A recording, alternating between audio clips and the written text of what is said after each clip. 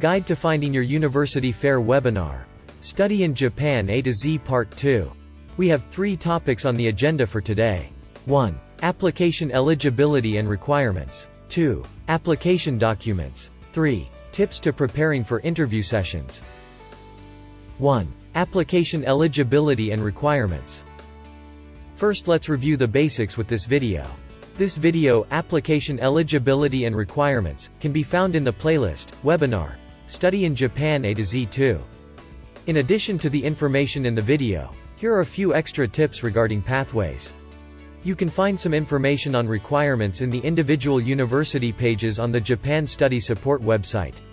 For example, this is the JPSS site page of AK University of Hiroshima, which is a new public university in Hiroshima. They have a bachelor's degree program in social system design offered in English, with emphasis on small classroom learning.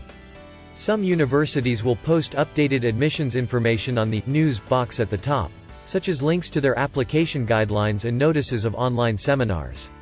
You can also find information on requirements regarding Japanese or English proficiency under the Admissions tab. Another example is Tohoku University, released their application guideline just a few weeks prior to this webinar.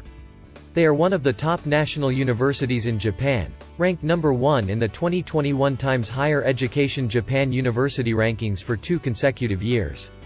They have very strong programs in the science fields, with multiple programs taught in English. Because the application schedules for each university differs greatly, and admissions information updates come at various times as well, it is a good idea to check the news box of the JPSS pages of universities you are interested in, so as not to miss updates. 2. Application documents. Again, let's review the basics with this video. This video, Application Documents, can be found in the playlist, Webinar, Study in Japan A to Z 2. 3. Tips for interview preparation. When we ask international students what kinds of concerns they have, how to prepare for the interview session is listed in the top ranks. So today, we would like to cover this topic. There are 2 main points to this section. The first is to learn what an university interview is like, and the second is to learn some tips for brushing up your speaking skills for interviews. First, let's talk about what an interview for university admissions is like. Universities hold interviews to see what kind of person you are, which cannot be determined from the submitted documents alone.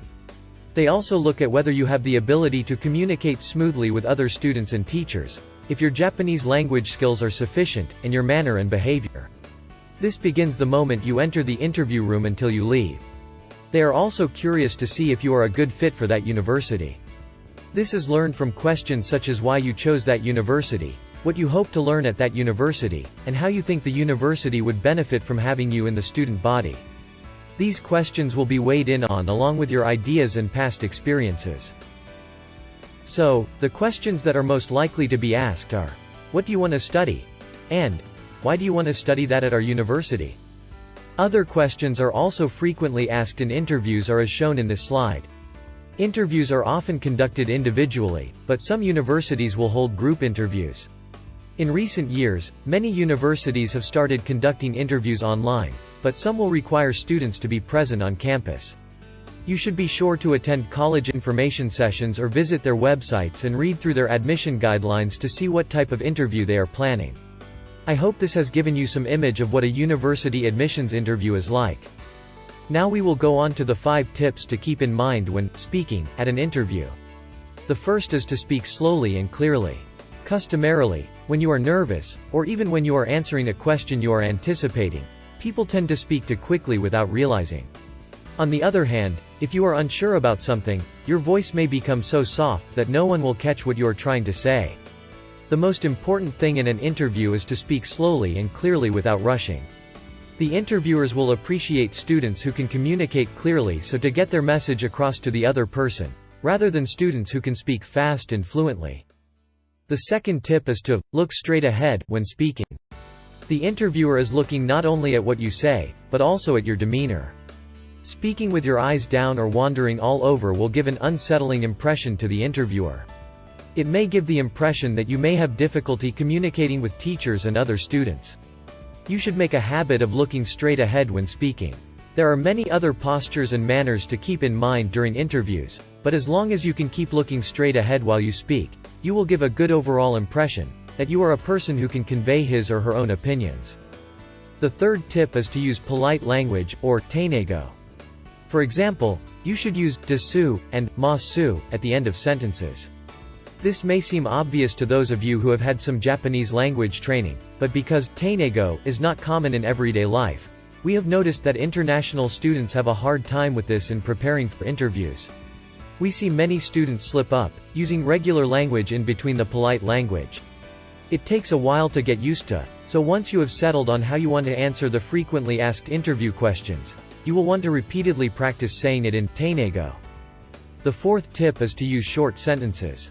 It is common among international students for sentences to get very long as you try to cover everything you want to say.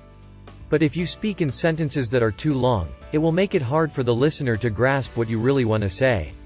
Try to speak in short sentences by first speaking the conclusion, and then continuing with reasons or examples. This is the same in writing, so you should practice this in your writing as well. It is also a good idea to practice how to introduce yourself within 30 seconds, in preparation for when you are asked to introduce yourself at the beginning of the interview. The fifth and final tip is for when you couldn't quite follow the interviewer's question. Some people may think it is rude to ask a question back, but it's okay. It is important to give an answer that is in line with what the interviewer wants to hear, so by asking, just to clarify, "Is this what you meant by your last question?" you will be giving your interviewers a good impression in showing that you care about what they want to know. We encourage students to tell us your sengen, which is a word for declaration or statement in Japanese. Putting your current goals and thoughts into your own words and having them seen by multiple people can become a strong motivator. Thank you for watching this video.